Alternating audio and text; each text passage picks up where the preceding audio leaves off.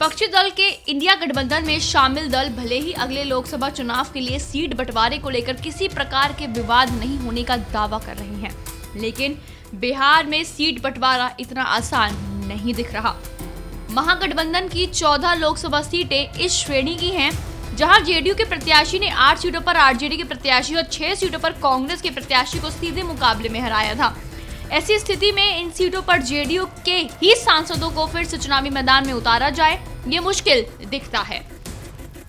बिहार में महागठबंधन की सरकार है, बावजूद इसके लोकसभा चुनाव में सीटों को लेकर बिहार में खींचतान अब शुरू हो चुकी है। भाकपा माले ने 5 सीटों पर लोकसभा चुनाव में अपनी दावेदारी पेश की है।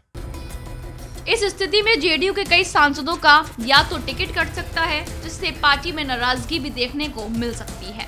जो इंडिया गठबंधन में बात हुई कि हम लोगों को जल्द चुनाव के लिए भी तैयार रहना चाहिए समय से पहले, और जो सीटों के तालमेल का मामला है वो राज्यों में अलग से बात होगी और हर राज्य में जो भी प्रमुख दल है जहां वो इस पर पहल करें, और इसीलिए बिहार में ताकि सीटों का तालमेल आगे बढ़ सके, तो हमें जहाँ तक पता चला कि जनता दल यू बिहार में महागठबंधन में बाद में शामिल हुआ, तो शायद महागठबंधन जो पुराना था उसके स्तर पर भी बात होगी और फिर जनता दल यू से भी बात होगी।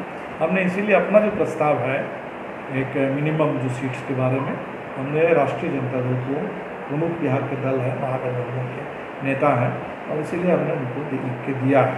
और 2020 का जो चुनाव परिणाम था उसमें जो बिहार ने देखा कि दक्षिण बिहार मगध में, शाहाबाद में और उत्तर में सारण के इलाके में सबसे बढ़िया प्रदर्शन रहा और सबसे ज़बरदस्त वहाँ चोट मिली एनडीए को। और इसके पीछे मेन कारण था कि राजद और माले के बीच में एक सार्थक चुनावी था, जहाँ चुनाव के गणित भी, चुनाव की केमिस्ट्री भी हम लोगों के पक्ष में, और इसीलिए हमें लगता है कि इसी को आगे बढ़ाना चाहिए, और इसी हिसाब से हमने अपना प्रपोजल दे दिया। हम उम्मीद करते हैं कि जल्दी बातचीत हो और फैसला। फिलहाल इंडिया गठबंधन की ड्राइविंग सीट पर बैठे कांग्रेस कम सीट पर राजी हो, इस पर भी संशय बना हुआ है। आरजेडी का फिलहाल एक भी सांसद नहीं है, लेकिन वह किसी हाल में जेडीयू से कम सीट पर राजी हो गया, ये मुमकिन नहीं दिखता। बता दें 2019 लोकसभा चुनाव में बीजेपी के नेतृत्व वाली एनडीए में नीतीश कुमार की जेडीयू पार्टी शामिल थी। उस चुनाव में बिहार की 40 सीटों में से 39 पर एनडीए को जीत मिली थी। बीजेपी को 17 सीटें, लोक जनशक्ति पार्टी को 6, नीतीश कुमार की पार्टी को 16 और 1 सीट कांग्रेस को मिली थी। जबकि इस बार नीतीश कुमार महागठबंधन में आ गए हैं, इससे सीटों का समीकरण पूरा उलझता दिख रहा है। हर पार्टी की ये इच्छा होती है कि गठबंधन में रहते हुए जब चुनाव में जाए तो उनकी पार्टी को अधिकाधिक सीटें मिले, इसमें कुछ भी अस्वाभाविक नहीं। लेकिन जब गठबंधन में कई पार्टियां होती हैं तो गठबंधन के वरिष्ठ नेता मिल बैठकर सीटों का बंटवारा तय करते हैं, एक दूसरे के उम्मीदवारों को समर्थन देते हैं, हर पहलू पर विचार करते हैं। हमें लगता है कि जो इंडिया रूपी अलायंस पूरे देश में बना है, जबरदस्त समन्वय के साथ सभी घटक दलों के वरिष्ठ नेता मिल बैठकर सही निर्णय सही समय पर ले लेंगे। बिहार में लोकसभा की कुल 40 सीटें हैं, जिसमें 16 सीटों पर जेडीयू के सांसद हैं। राजद के पास एक भी सांसद नहीं है।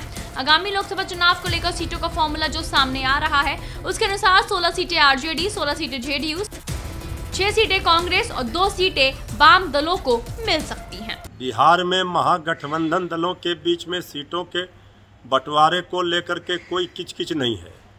ठीक है कि सब लोग, सब पार्टी के नेता मांग करते हैं कि वो इतने सीटों पर लड़ेंगे। माले के पार्टी के नेता दीपांकर भट्टाचार्य जी ने भी कहा है 5 सीटों पर लड़ेंगे, लेकिन ये तय होगा बैठक में, जब सभी दलों के नेता बैठेंगे, कौन कितने सीटों पर लड़ेगा ये तय हो जाएगा। इंडिया गठबंधन में शामिल सभी दल जब 1 to 1 फाइट के लिए रणनीति बना रहे हैं, तो बिहार तो इस मुहिम की शुरुआत बिहार ने की है। तो सरकार बनाने में जब कोई परेशानी नहीं हुई तो सीटों के बंटवारों पर भी कोई परेशानी नहीं होगी। भारतीय जनता पार्टी का खाता बिहार में नहीं खुलेगा, ये तय है।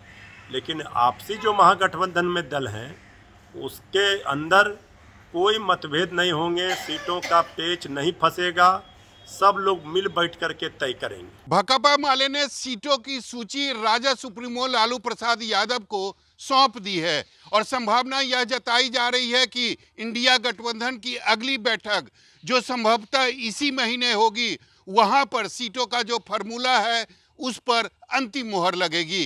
कैमरामैन ऋषि के साथ सौरभ कुमार, पटना, न्यूज़ 24।